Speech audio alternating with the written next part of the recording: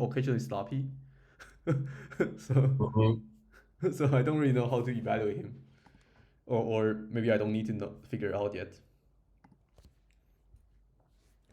Let me just start event, bruh.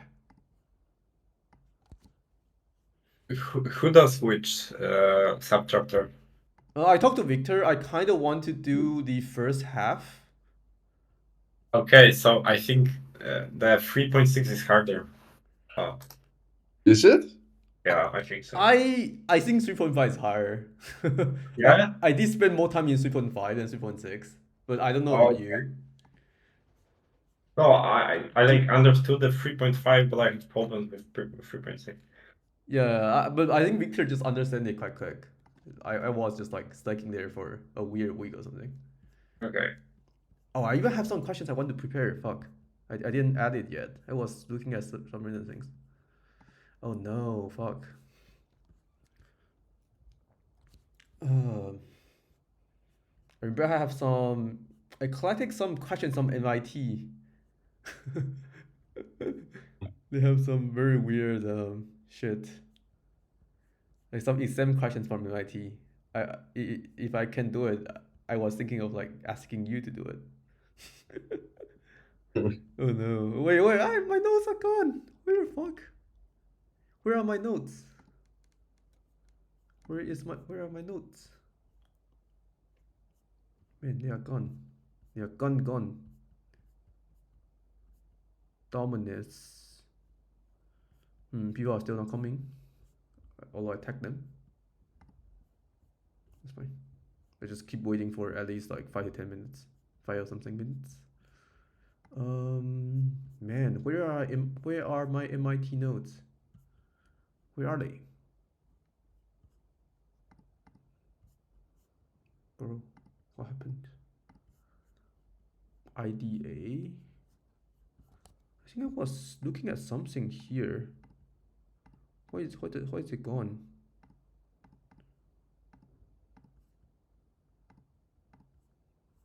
MIT.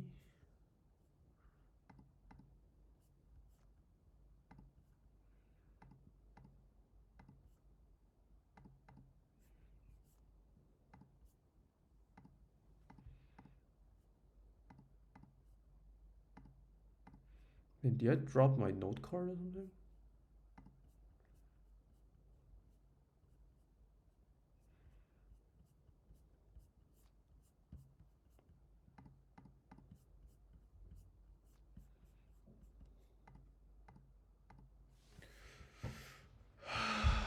Fuck, I need to find it.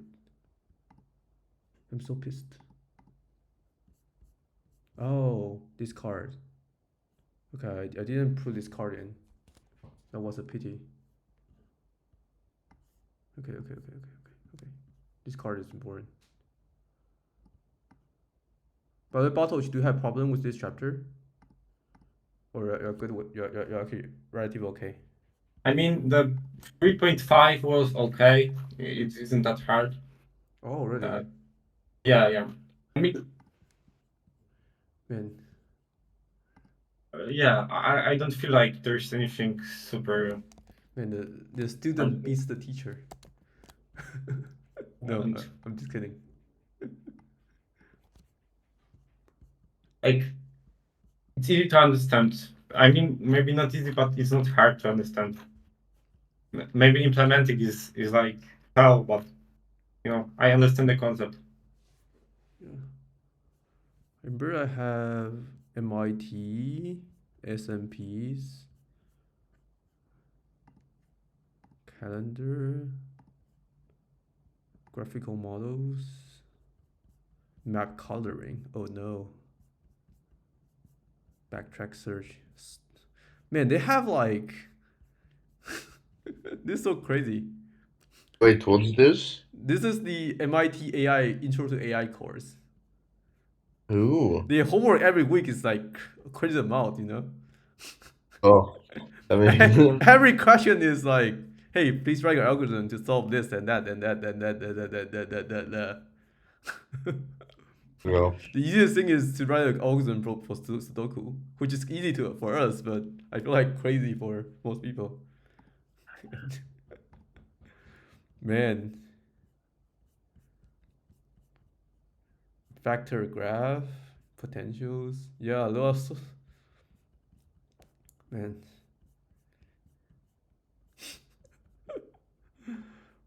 What the fuck are those?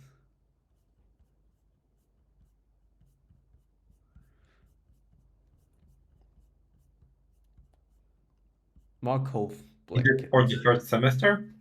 For the first semester, or? I think this is their third semester course or something. Mm-hmm. Yeah. Oh my god.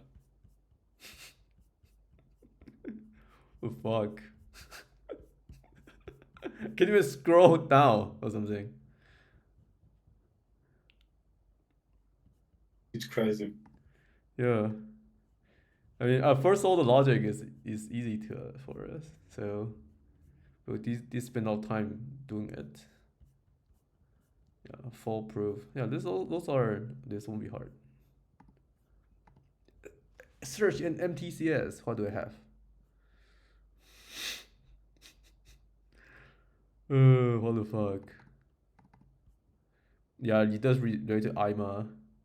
Oh, it's just like, oh, this is quite interesting. Like, this is to ask you to stimulate what would this be run. wait, how do you have access to the homework they give for MIT? You mean how did I? Like, how do you have access to it, or I mean, like, is it it's public. Oh, It's public. can you send the link? Yeah, sure. Wait, grids. Yeah, this is all what we learned in the book. So, with a little bit more time, people should be able to solve it. As I think we do get it quite well. Progress. Oh, I think this thing, yeah. I pasted in Discord. Okay, first I think we didn't really get much people, but I think we can still start as two of us are still here. Are you gonna record it? Yeah, I'm recording, so it's totally fine. Okay. Yeah, okay, I'll just share my screen first, and then do I want to make it bigger? I think it's fine. Okay, so this week I've spent way more time studying like some applications and figuring out the mathematical formulas. So I don't really have a slide, and my way of describing is probably gonna be a bit sporadic, but I'll just follow my own like way or something. So, and also my notes are a lot in Chinese, so I just like describe it in my own way. In 3.5, we start to discuss a concept called informed search strategies, which means that like I mean, how this compared to the uninformed way we would do in the past.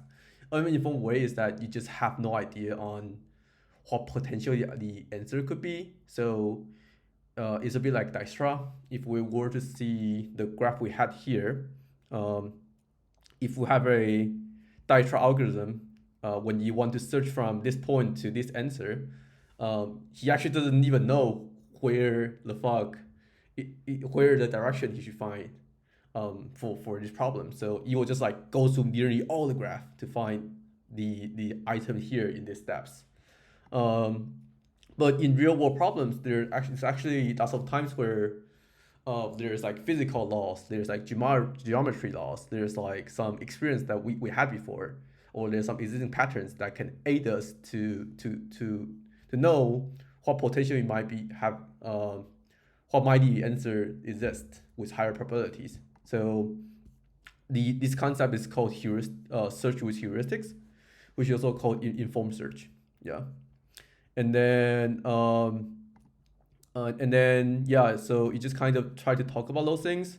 One thing that we need to take care of is that the concept of heuristics or this additional domain knowledge is usually encapsulated inside a function that's called h of n. which just means that given a node in your graph, the function would try to give you estimation on how promising or how cost efficient this node is probably gonna be. So if you were to just like, let's just not discuss about any geometry or any domain knowledge, like we're just gonna be offered with this graph here, which those values of each cities are being acquired from some stupid oracle that tells about, hey, he believes that this city is really near, then we can just use those as the value for guidance. All right, so now that we know what heuristics means, we'll introduce the, it might not necessarily be a best algorithm, but it is an algorithm that's what? That is the classics of heuristics, which is called greedy best first search. It might sound like pretty scary, but and also like this naming is a bit weird because like greedy is pretty much the same meaning as best first. But what this implies is just that this algorithm is not gonna consider any cost it had taken before. It is only gonna always choose node that has the lowest cost being suggested by the heuristics. Is being said as greedy because that it always assume that any node that has the lowest estimation would be the best. So I'm not gonna describe it using those words here, but I'm just gonna show you with a few graphs. So let me think. I'm gonna just show you this graph that I had. This is a country called Malaysia, and I'm not sure all of you are. I mean, there's one Malaysian here, but just down below Malaysia, there's a smaller country called Singapore.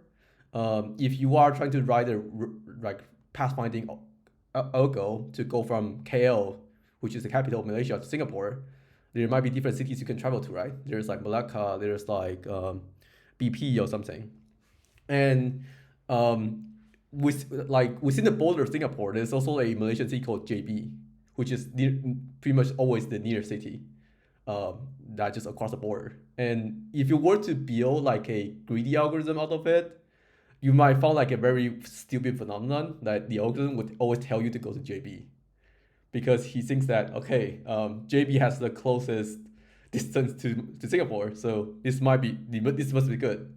The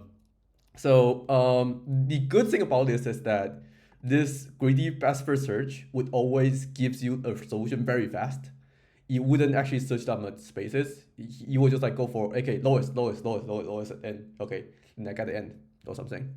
So this algorithm, although it sounds to be kind of stupid in this case, that you always go to JB, but it actually is very efficient in terms of searching. If you look at the example we had in the pathfinding visualizer here, you can see that even A star would spend a lot of effort trying to spread out the search because it's being like guarded by some weights here. But greedy BFS, he just like tried to just run through the goal without even caring on whether it's the best path or not, which in some cases it actually might be rather good. But let's say you are in an online game, you want to do path searching every frame. You cannot really have like A star trying to search for the entire space. So maybe sometimes you do need to give something that just like search extremely fast. Okay, and followed by GBFS, the next thing is called A star.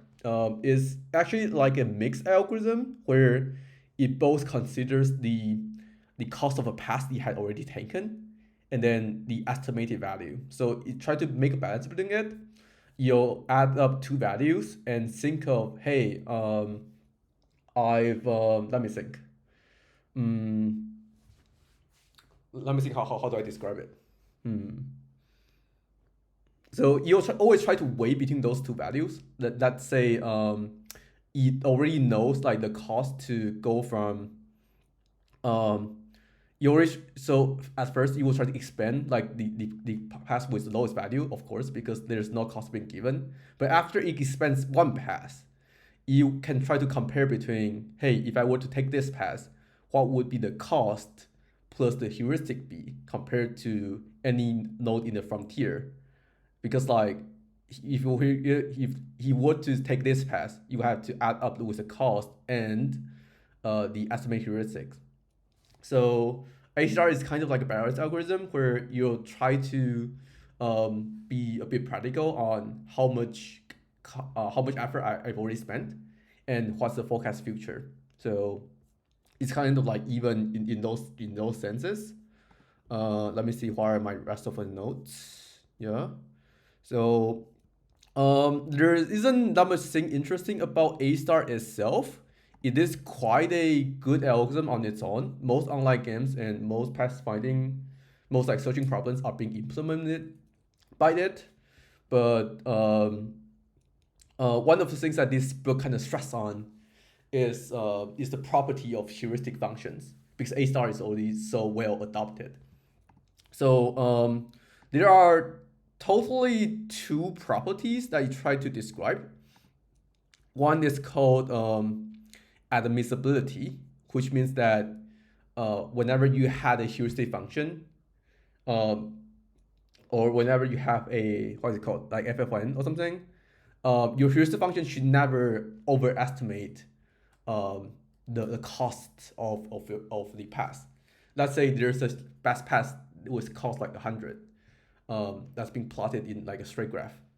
The heuristic function should never overestimate the value to 110 in any cases. Otherwise, it might, let me think. Otherwise, there's also a chance where it happened to overestimate the best pass. Like maybe best pass is 100. You overestimate to be 110. But the algorithm would never take that step, but take another step that's less than, that's between that range, between like 100 and 110. So it couldn't really find a best pass out of it. So this property called admissibility is kind of important in making sure that your ACE algorithm is optimal, which means that you can always find the best path. And then the other property is called consistency. To be honest, I'm not that good at mathematics, so it's a bit hard to tell like how does this thing actually does. Like h of n less than equals to the cos of n to n prime plus hn prime. Anyway, but what this implies, this is actually like a stronger property. It's not so intuitive at first than admissible. So basically what this gives us is that the consistent property will give us two outcomes, which mean both efficiency and admissible. So any heuristic function has this property for every of the two nodes. It will always be admissible, which means that it would never overestimate the cost overall. And secondly, it would not revisit the nodes that you had already searched. So every expansion is already in part of the like best path possible. It's not really that. It's just that you wouldn't try to push a like some element into the queue to recompute again or something. Yeah. After I read it for a bit, I think the efficiency constraint isn't really that important. It's still more or less about like admissibility a lot in the following discussions. Let me think. Yeah. Right. So in the following descriptions is mostly about we're trying to use a few symbols to tell us like why admissible is important and in which way can we keep the admissible property as we were to modify the algorithms. Right. So let me just look at a few of my notes to see if there's anything I need to say. Okay, yeah. So one property that we had is that if you were to not use the cost, if you were to use like GBFS, it's very likely you would lead to worse results.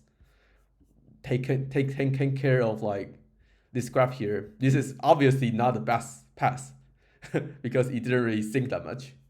Let me think. There's also like a like a very small graph that discuss about different algorithms, whether they are complete or not. So DFS and GBFS, they are actually not complete. They actually have a chance of just like going in swirl passes in the maze and never really went to the destination.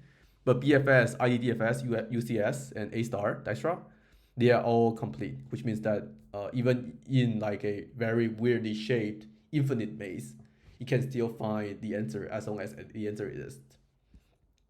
Yeah, okay, and this Dijkstra. Okay, and there's also another question I had, which is that can there be an algorithm that's cost optimal but not complete? It turns out that if a algorithm is cost optimal, it's always complete. Okay, let me also check. Okay, that's about this part. Anyone have questions for this thing? For heuristic and the properties?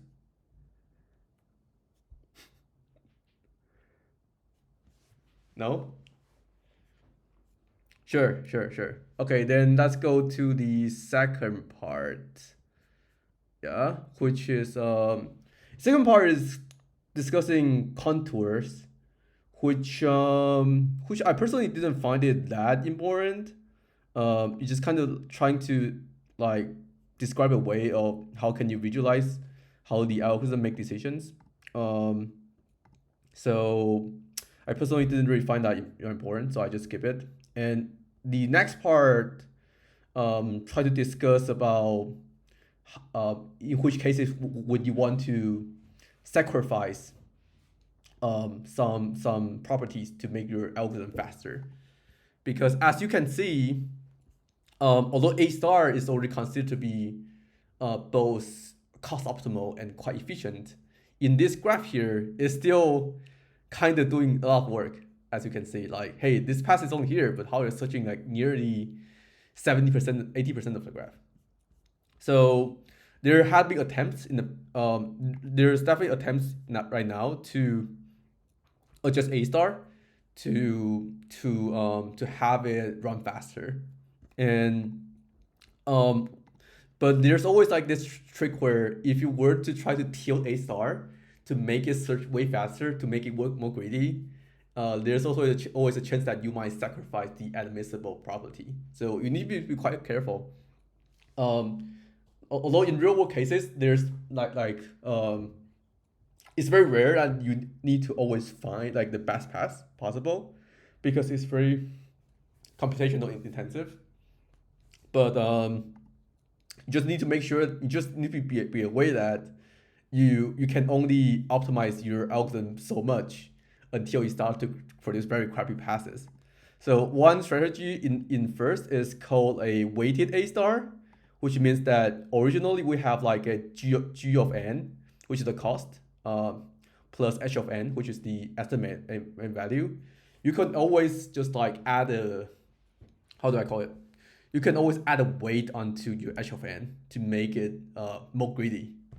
I think that's the correct way to say it. And you can always decide it based on your problem, how greedy do you want your algorithm to be. In these cases, maybe you really need to run it every 1 second. So you want it to adjust it so that it's twice as greedy or something. Yeah, so I remember, where's my documentation? Let me just check it. Yeah, so let me just find one example from nowhere. Let me find it here. So there's a game called Squeeze World documentation. Fucking German. Documentation API reference. So basically, I'm pretty sure that none of us have played this game before, but this is like an MMORPG where you need to write your code to control your own bases or something.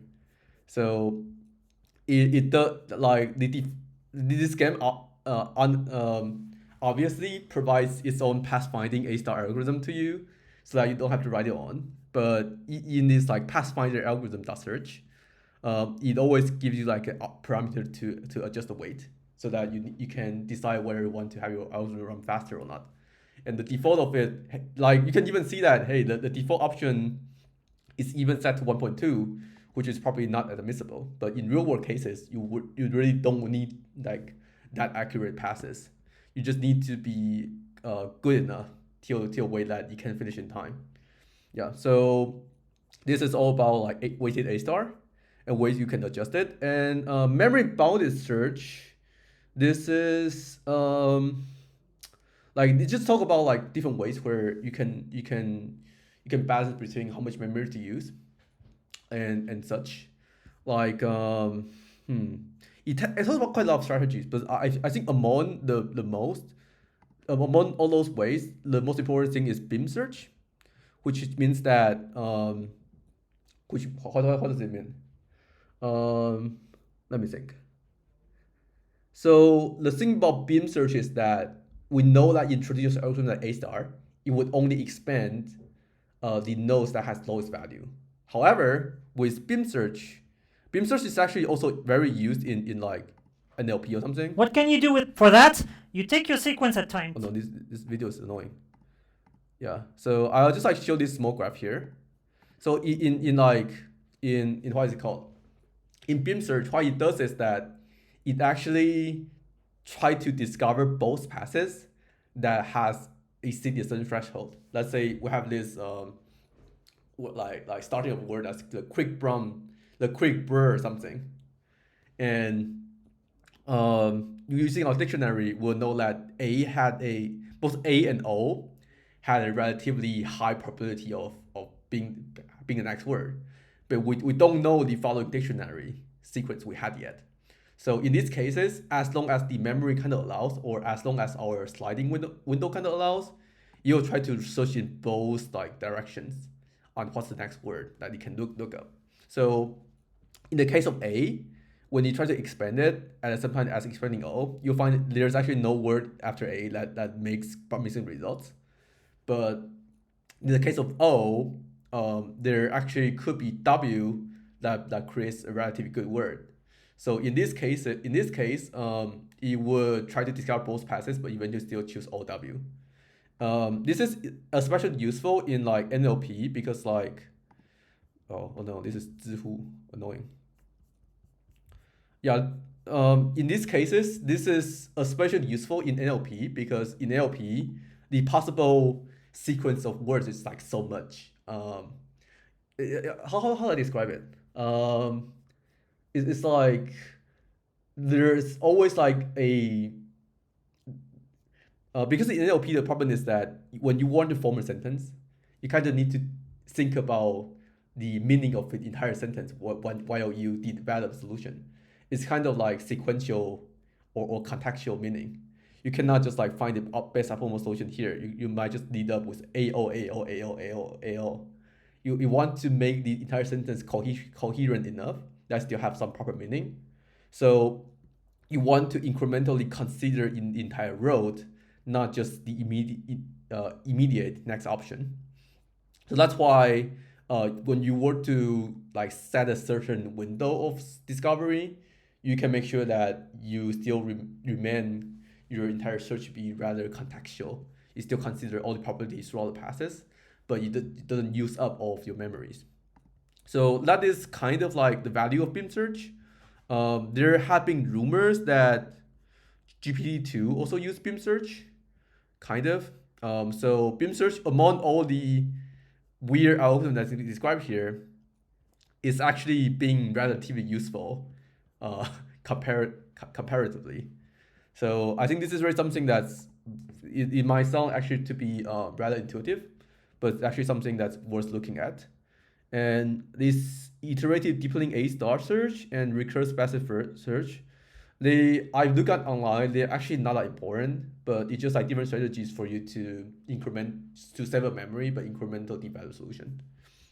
So yeah, I don't think those two are that relevant. So I'm just gonna kind of throw it away. And this thing called memory bound search is just also like when you have like a search space that's so big, it will try to do some like what is it called? Garbage collection on memory. You'll try to fit the entire search space into memory and then throw something out as it discover better solutions. This is more like a trade-off, so I don't also wish to describe it that much. Okay, let me look at notes before I jumped into the next thing. What do I need to talk about the rest? Increases, cost optimal, Manhattan distance. Wait, is it described yet? Let me check. Heuristic functions. Yeah. Manhattan distance. Yeah, so the other thing I kind of read as well is that although till this point we are already very convinced that A star is kind of good, a good algorithm, but there are still cases where you will just like perform pretty shitty. Let's take like I think this thing. Let's take like this graph as example. Like this is a graph that you need to search for a correct path to the end of the maze, and I think the starting point is like here, the end point is like here. And what A star would do is that you always point to this place saying that, hey, you must just go here. But if we were to look at like the video, like we look at Daishar first, Daishar is just pretty stupid. You just have to expand everywhere to search for the result.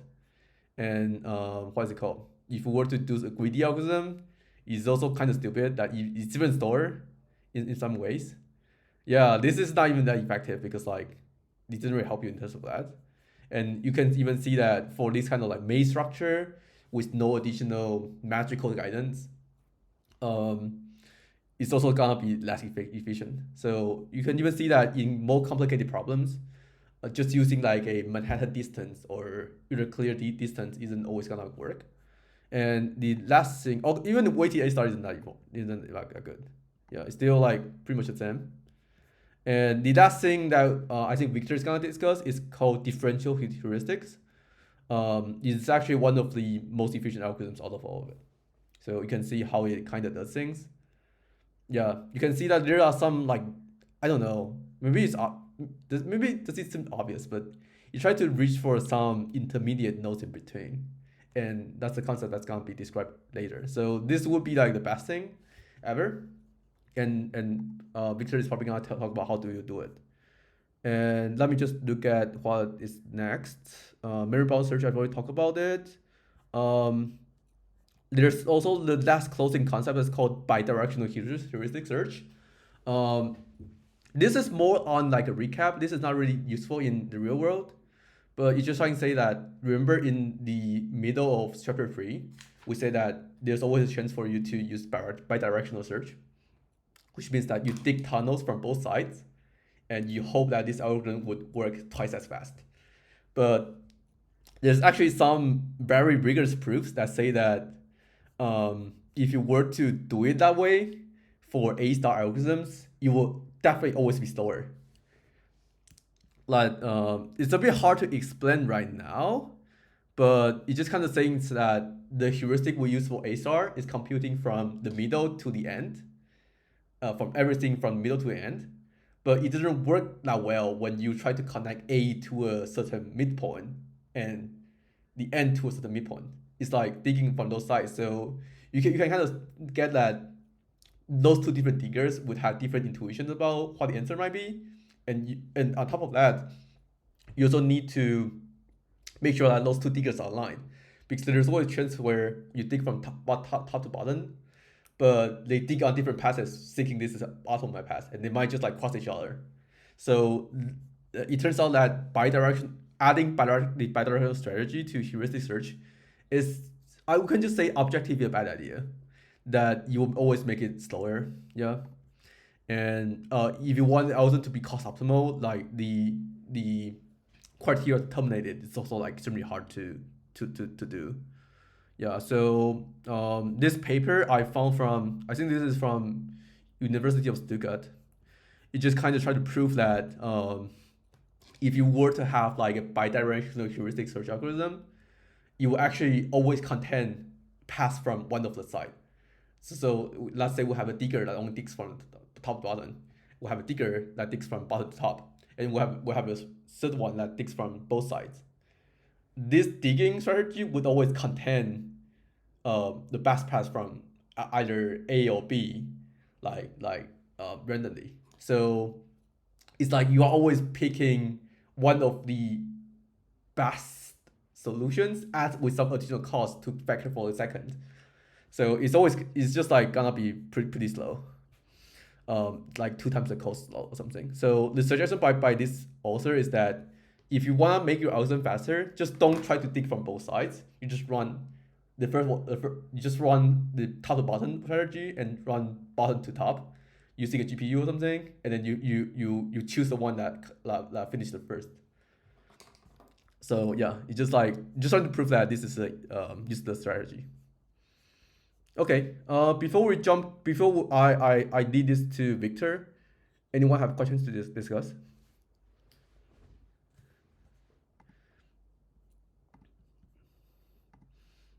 Bartosz, Possum, Victor, anything?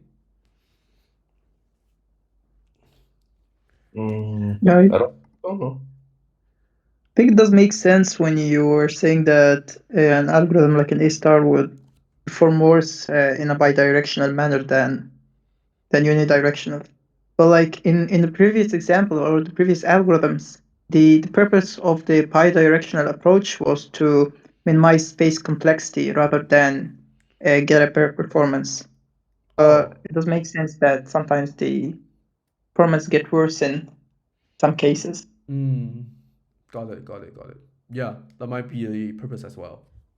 Although I feel like there's also like a proof where it kind of argues that you also spend more space if you than like doing on one side. It's definitely gonna You be. definitely do. You do have more space complexity when you're doing unidirectional because the tree grows further in the deeper side rather than growing two trees because Yeah. when you grow a tree If you go you to get two like trees, it's gonna be slow no matter what. Yeah, go ahead. Sorry. yeah, when you grow a tree you have to have like space for all the leaf nodes, right? Yeah. And the leaf nodes is just like you're multiplying the branching factor by the depth of that tree. So you multiply the branching factor depth number of times the depth of the tree. So it's basically you're taking the power of the branching factor to the power of depth of the tree. So it's e power d basically. Oh. So it's like increasing in space complexity in an exponential manner rather than having a tree with twice the depth is worse than having two trees with with amount d. Like having e to the power of d times 2 is worse than having 2b to the power of d. Yeah. You can understand what I'm saying? I think that kind of is the case, but that also has to depend on how effective your heuristic is. Because if your heuristic is very good, like the tree is gonna be very narrow, so it's like a beam as well, that you wouldn't actually grow exponential that bad. So in that case, if you were to go from both sides, you might actually form like a I don't know, triangular shape or something. That's fat in the middle. That might not be always saving more spaces. So the end of chapter kind of say that it depends on how good your heuristic is as well. If you have very good heuristics, you might not want to use bidirectional search because like it's sometimes worse. But if your heuristic is like just average, then bidirectional search might be better as your beam is fat anyway. Then you might as well just make it less fat. Yeah, that's kind It's like having a low branching factor, as you're saying, could make us like disregard the fact that we need to lower the space complexity as the branching factor is minimum as in both cases. Yes. Yeah. Okay, and I think that's kind of it. Then I'll pass to Victor on 3.6. All right. Give me. Yeah. You should be able to see my screen. Is it? Okay, I open it. Yeah, I saw it. Okay. So we're gonna discuss, like, take a more deeper dive into heuristic functions and how they affect search performance. So in the example from was it 3.2? I think it was 3.2. We have the 8 puzzle, which basically you have 8 numbers within a 3x3, and you have to get this goal state where it's 1, 2, 3, 4, 5, 6, 7, 8. Yeah. And to solve this problem, the actual state space is super big, so we need some kind of heuristic function that will help us narrow it down and search through it quickly. So first off, we're gonna look at two simplified heuristics. One is gonna be the number of misplaced tiles. So every tile that is not in the correct place, yeah, and we'll keep count of them. And the other is the sum of the distances from their current tile to all positions using something called the city block distance, which basically is that the tile cannot move diagonally. Yeah. So we're gonna add them up and just use that as a heuristic, yeah. The important thing is that neither of those ever overestimate the true solution cost, because there are simplification of the actual problem. Yeah. So here, if we take a look of the actual effect of it, so we have something called an effective branching factor, which is basically the amount of branches that are being split up based on the depth of the tree. Yeah. So you always have like one, which is the root node, then you have n, and here, based on what it is, it's gonna increase, yeah, multiplicative. Like, okay,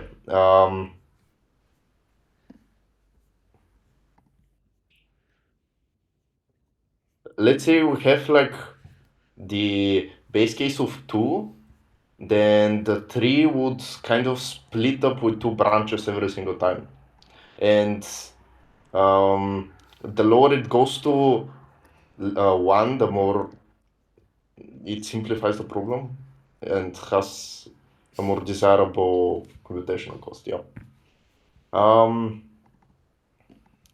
Here they gave us a search cost table using different algorithms. We have the base BFS, we have A star using the first heuristic, and then we have A star using the second one.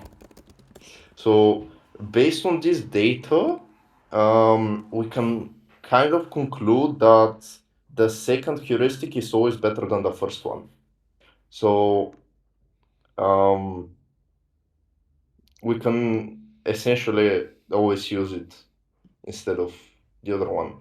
But then the problem is how do we get such heuristics that always help us narrow down the search cost? Because here we can see it goes from 128 to 24 to 19. And this is quite a big optimization. And here we have the branching factor, and you can see the closer it gets to 1, like the better it is, yeah. Okay, so here they say that the second heuristic dominates the first one. So I guess if you want to remember that word, you could, but yeah. So how are heuristics generated? The simplest way to do it is using something called a relaxed problem, which is you take a simple problem like, okay, here a tile can move from square x to square y if x is adjacent to y and y is not blank. And then from this, we can simplify to 3 rules that can be removed.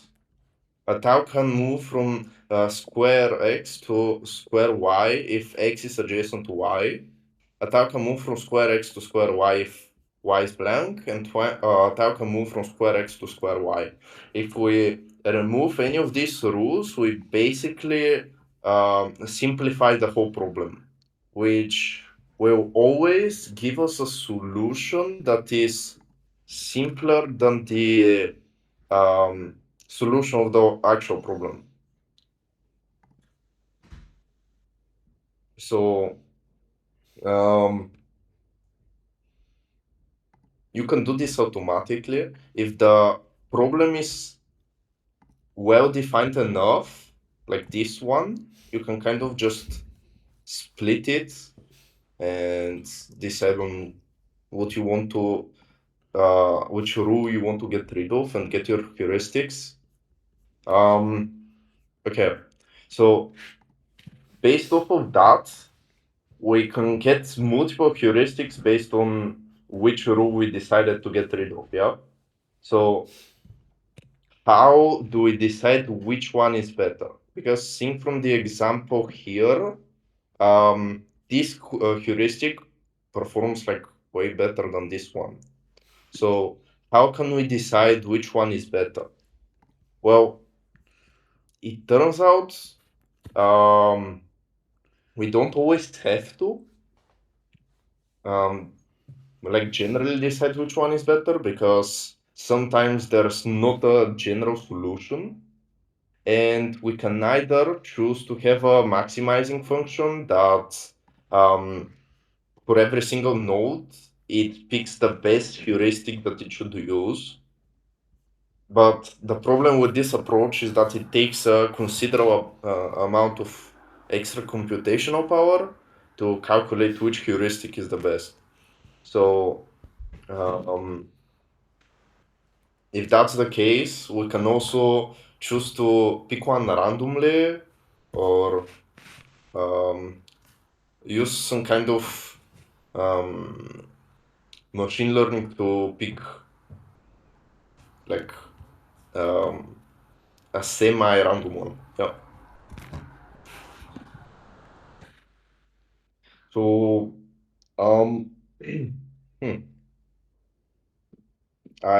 let's move to subproblems. So a subproblem is whenever we have, like, for an example, the 8 puzzle from 4, we decide to break it down into a problem that's simpler, but not necessarily removing any of the rules. So let's say in this case, we start with the 8 tiles that we have to arrange, but we decide we don't want to solve for 5 to 9, and we're just gonna leave them as blank tiles. And once we solve this problem, which has way less patterns, since you have to just arrange it without caring if those 4 are solved, then we can store it in a pattern database, and based on what the node requires us to do, we can find a fitting pattern to use as a heuristic. I don't know if I explained that properly. Does it make sense so far? Okay. Another thing we can do here is, instead of replacing these with just blank tiles, we can just completely remove them and have the sub-problem of solving for 1, 2, 3, and 4. And in that case, since there's nothing relating the pattern for 1, 2, 3, and 4, and for 5, 6, 7, 8, then that means we can have a disjoint pattern database.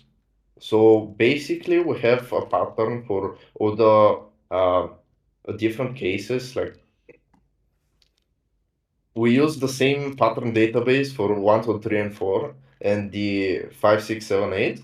And based on the current tile moved, we choose which pattern we want to use to optimize our search with the heuristic. Yep. So, moving to generating heuristics with landmarks. I think a lot of that's used in a lot of places. Like if you want to search up the shortest distance from two very long distances, let's say, those path costs can be pre-computed and saved in some kind of database so that you can additionally search them up. But the problem with that is that's gonna take a huge amount of time to do the first time, and there are so many vertices that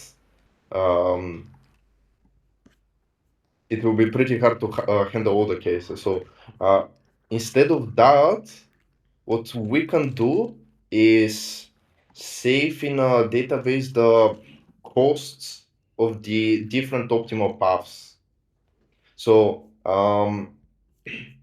we pick like way less landmarks, and what we do is from the current vertex we find the optimal cost to it and the close to a goal, and we find the minimum, and that way we kind of get a useful heuristic that we can just save and use instead of just pre-computing the whole thing.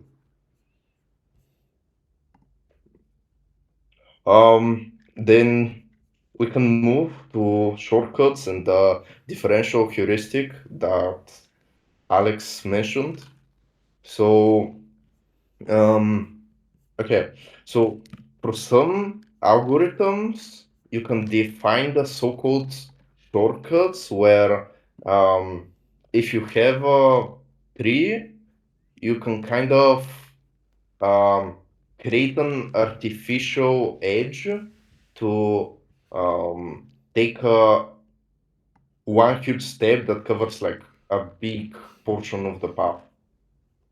So this is exactly what this algorithm is trying to do. I mean, not algorithm, yeah, this heuristic function, which it basically finds the maximum distance between the absolute value of the current node to the landmark minus the distance from the landmark to the goal. And using this, we can kind of shortcut through the path and get a more optimal solution. You could see how, like, on that visualization that Alex gave, it's kind of like jumped ahead in a way. Yeah. So lastly, we have the okay, not lastly, but we have the search bottlenecks, which is basically you have something called the meta level state space. So let's say our state space is the here the example given is the map of Romania. So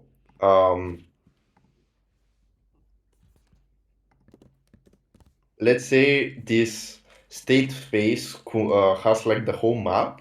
Meanwhile, an internal state space of a search algorithm is gonna consist of only the search nodes that it can take.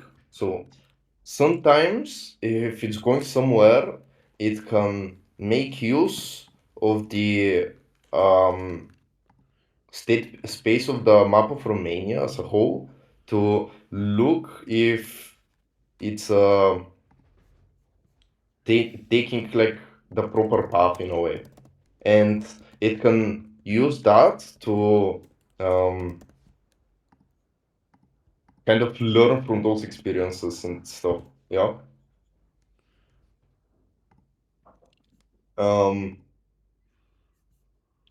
Learning from heuristics is kind of a different thing. Let's say in the eighth puzzle, we can,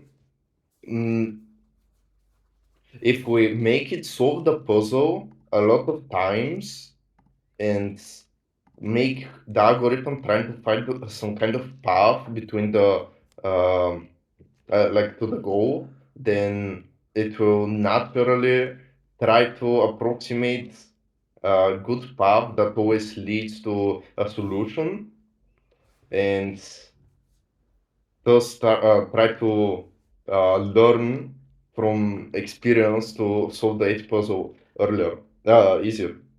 So a way we can help that is using something called features, where instead of just giving the basic information in the state, we can also give it some extra information, like the current number of misplaced tiles. If it already has access to that information in every state, it can learn to adapt to that and see how that correlates to finding the path to a goal, and it can create some kind of algorithm to use as a heuristic. Yeah.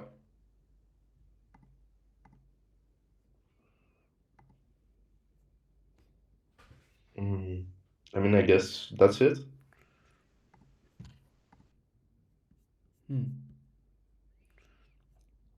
Anyone wants to mention something? Let me check. Oh. Okay, let's see if quite people have questions first.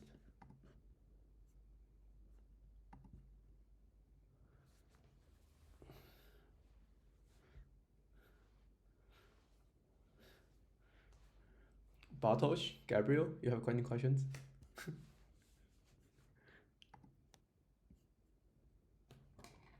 Oh, okay. I was fucking muted. Sorry. I'm saying that Bartosz and Gabriel, do you have any questions?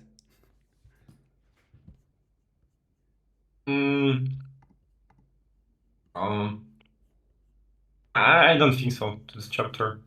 Okay. Not really, no. Wow, pretty positive. Nice. I'm gonna share a little bit thing about what I found as well. So let me just do a small sharing.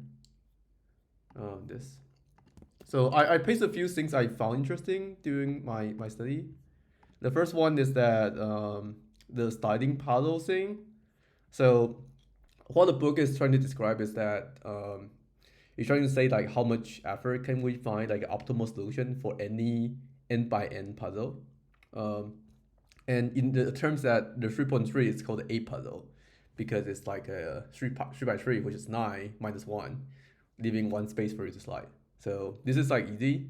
And 4.4 is solvable with a pattern database in like seconds. If you find online, this is also like the most used example for teaching because it requires very little thing to do.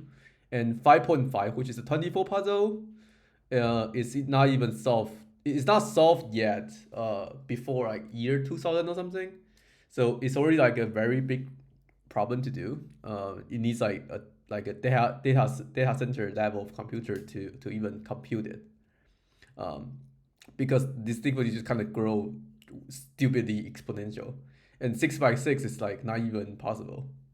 Even if you were to use like several like Earth sizes databases or something. So I just kind of find this interesting on like the difficulty of it, like how it grows from kind of easy to stupidly dodge.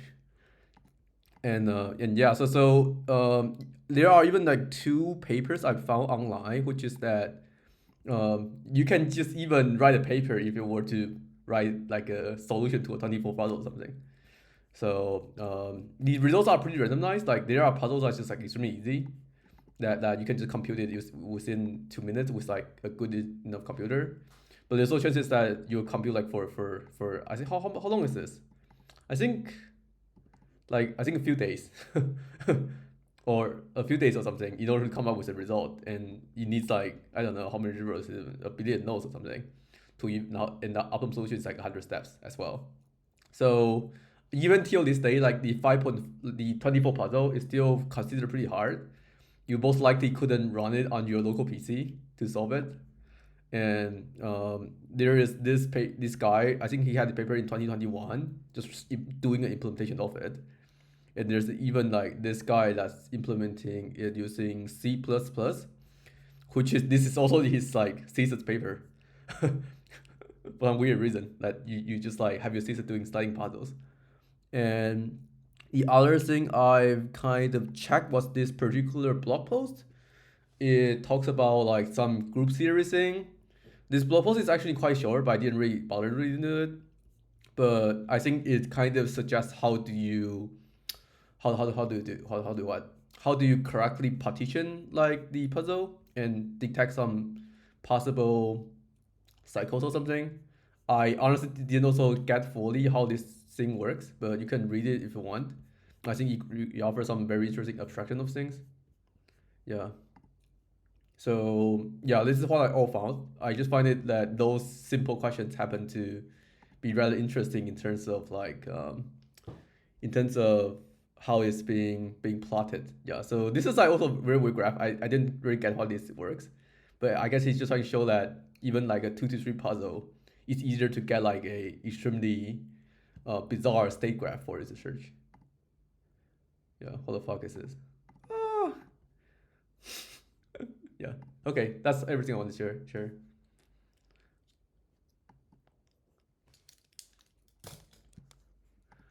All right. So do we come? If there's no questions, we can just decide the next week, right?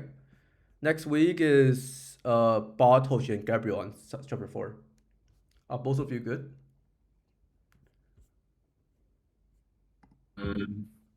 Sure.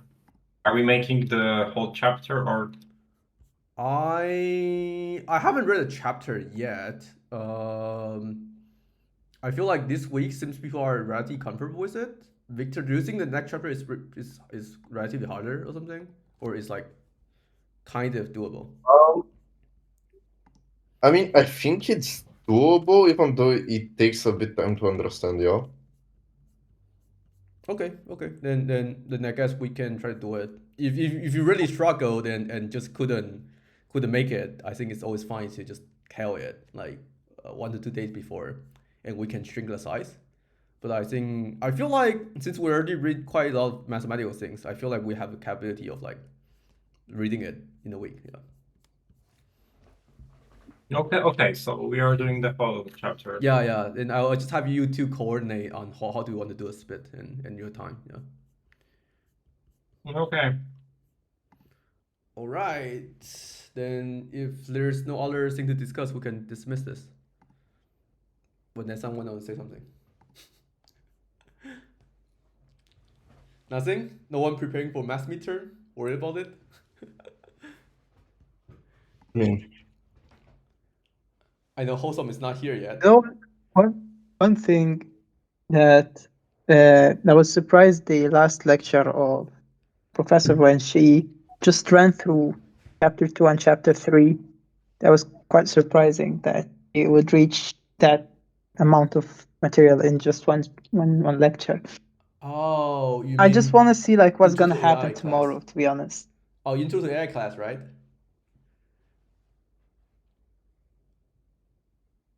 yeah. Mhm. Yeah. I think we're also like most of us are also pretty surprised. I think there have been a few classmates that say that they just don't understand shit about what the professor is talking about, so they also read the textbook on their own. So I think it is really quite obvious that the professor runs through it too quick or something. Yeah. Mhm. It just And that will like reflect on the exam. Like I'm not sure how she's gonna put. I mean, like the weight of the information about that in the exam.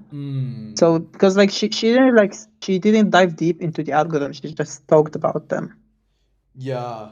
I think in the exam there's still a chance that because I think I asked her personally as well. She think there's still a chance where she would give us like a map with the value of each node or something, and then tell us to plot what would a Dijkstra or how would a star traverse through those nodes. Yeah, but I think what she teach isn't enough for Mhm. the other students to really get it correctly. But for most of us, I think it's like pretty fine. It's already rather intuitive. Yeah. Yeah, man, so I guess like, I'm gonna see what's gonna happen tomorrow because I don't know if she's gonna like go through the rest of the chapter and explain heuristics, Yeah, or yeah, she's yeah. gonna just like We read this chapter them. and it's already a bit. It's not so easy already. So I even wonder how would she describe those things. Exactly. She definitely hasn't to describe it the way she like explained the previous algorithms. Yeah. So I just want to see what's gonna happen. Sure. Sure. Okay. So maybe All not. right. Yeah. Maybe nothing else. And we'll see each other next week. Yeah. Goodbye. Right. Yep. Bye Thank bye. you. See you. Sure. Good night. Good job done. Thanks.